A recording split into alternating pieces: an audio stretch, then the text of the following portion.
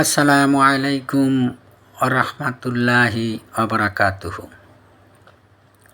কেমন আছেন ভাই বোন বন্ধুরা? আমি আপনাদের দোয়ার বরকতে আল্লাহর অশেষ মেহেরবানিতে ইনশাআল্লাহ ভালো আছি। আমি আজকে আপনাদের সামনে যেই তদবিরটি দিয়ে দিলাম, আজকের তদবিরটির জন্য অনেকে আমার কাছে রিকোয়েস্ট করেছেন, ফোন দিয়ে আমাকে বলছেন যে ওস্তাদ এরকম একটি ভিডিও আপলোড করেন।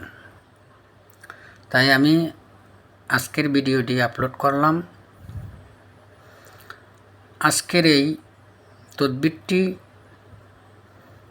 চিরতরে পরকীয়া বন্ধ করার জন্য। স্বামী থাকতে স্ত্রী পরকীয়া করে, স্ত্রী থাকতে স্বামী পরকীয়া করে। এই পরকীয়া বন্ধ করার জন্য আজকের এই তদবিরটি একটি পাওয়ারফুল তদবির। আজকের এই তদবিরটি আপনারা কিভাবে প্রয়োগ করবেন আমি আপনাদেরকে সম্পূর্ণ নিয়ম বলে দেব। ভালোভাবে বুঝে শুনে আপনারা কাজ করবেন। আপনারা অবশ্যই এজাজত নিয়ে কাজ করার চেষ্টা করবেন। এজাজত নিতে টাকা পয়সা লাগে না। এজাজত নিয়ে আপনারা কাজ করবেন। আপনারা আজকের এই তদবিরটি সবচাইতে উত্তম সময় হলো শনিবার। শনিবার ভোরবেলা যদি আপনি একটি সীসার পাতের উপরে লোহা দ্বারা এই যে উপরে নকশাটি লেখা আছে যেইভাবে দেখে দেখে ঠিক সেইভাবে লিখে নেবেন। তারপরে নিচে আরবি শব্দগুলো যেখানে লেখা আছে সঠিকভাবে লিখে নেবেন।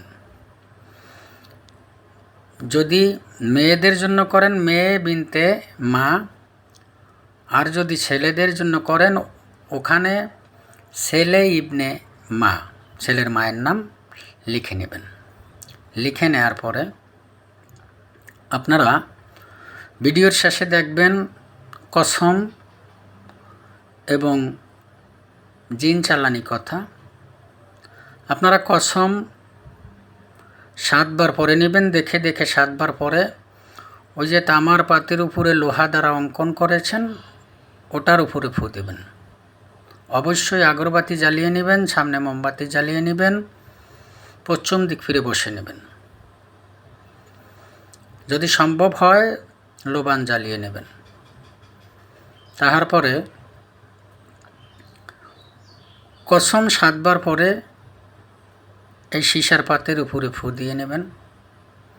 তারপরে চালানি কথাটা, যেটাকে জিন চালানি বলা হয়, চালানি কথাটা 1 বার পরে সীসার পাতের উপরে ফু দিয়ে নেবেন। তারপরে যেভাবেই হোক যেখানেই হোক আপনারা আগুনের নিচে, চুলার নিচে, চুলার পাশে এমনভাবে গেড়ে দিবেন যাহাতে তাপে গরম হয়। আগুনের তাপ পেয়ে এই সীসার পাটটি গরম হয়।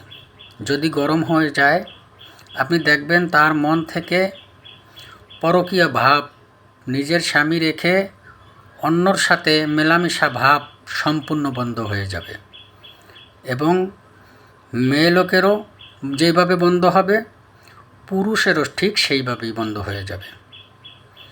আমি যেইভাবে বলেছি আপনারা ঠিক সেইভাবে কাজ করার চেষ্টা করবেন।